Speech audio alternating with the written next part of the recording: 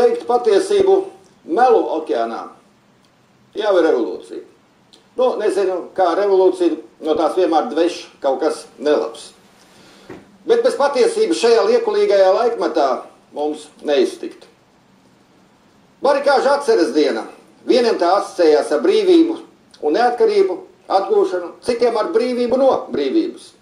Lai kādas sajūtas šodien nepārņemtu katru no mums, nenoliedzams paliek fakts, ka tās bija latviešu tautas atmodas laiks, kad gaisā virmoja ilgas pēc brīvības un pastāvības un pašiem savas valsts. Ir pagājuši 26 gadi. Uz kartes vairs nav LPSR, ir Latvijas republika. PSRS totalitārais režims ir aizslaucīts vēstures mēslainē. Šodien mēs dzīvojam iekārtā ar tai raksturīgiem galvenajiem principiem – vienlīdzība un brīvība. Bet ja tā ir tiesa, kā to cenšas iegalvot mūsu demokrāti, no kurienes Latvijā tāda nabadzība, bezdarbs, beztiesiskums, no kurienes šī milzīgā sociālā nevienlīdzība? Pēc veiktajām reformām visur, ne tikai Latvijā, ir saimnieciskais posts un sabrukums. Nevelti izskan prognozes, ka uz 2050. gadu latvieši kā tauta vairs nepastāvēs. Nevienā karā Latvija nav bijusi tik sasista un iznīcināta kā tagad, bez kara. To ir pamanījušies izdarīt demokrāti un liberāļi ar nopirktās padomju nomenklatūras rokām. Sniegšu vienkārši piemēru, kā pašlaik tiek iztenots dempings pret Latviju. Pa visu Eiropas Savienību zemkopi saņem platību maksājumus. Zemkopi ienākumi sastāv no divām daļām. Vienu saņem no produkcijas pārdošanas, otru no platību maksājumiem.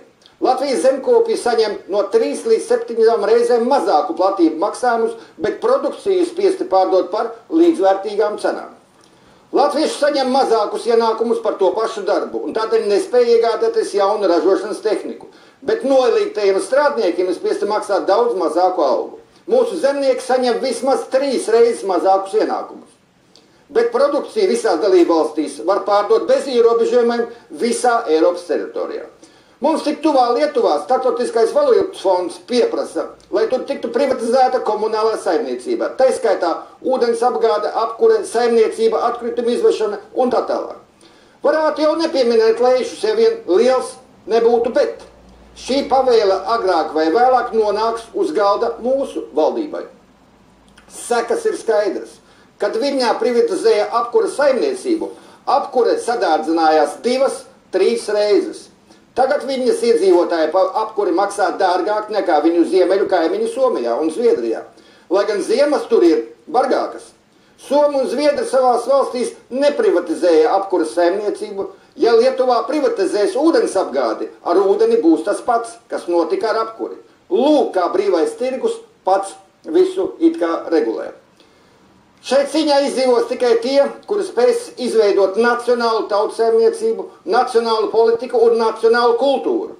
Visi pārējie agrāk vai vēlāk tiks iznīcināti vai kļūs par melnstrādniekiem ražotāju valstīs.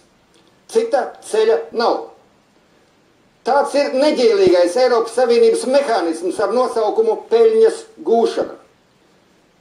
Privatizācija nozīmē mūsu aktīvu atdošanu ASV korporāciju rokās par papīra cenu, uz kura tiek drukāti viņu zaļie papīrīši.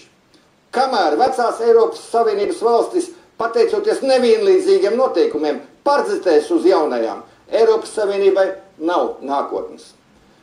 Mums nav nemazākās iespējas būt ievēlētiem, bet jums ir iespēja pārliecināties, balsojot par mums, par neatkarīgu Latviju. Rīgā un Jūrmalā, ka nav svarīgi, par ko jūs balsojat, bet svarīgi ir, kas 3 dienas, 3 naktis skaita mūsu balss. Nepastāv iedzimta godīguma. Ir iedzimts normāla vēlēšanās uzlabot savai ģimenei dzīves apstākļus, ir saprotamas bailes no soda, un pats galvenais likums, kurš ņemot vērā pirmos 2, regulē cilvēka rīcību, tai skaitā deputāta. Tikai atjaunojot 22. gada satversmi ar vēlēšanu likumu, ar referendumu tautas nobalsošanas un pavalstnieku likumu, mēs atjaunosim atkal Latvijas valsti. Par to augstāk minēto parakstos es, Edvīns Puķis.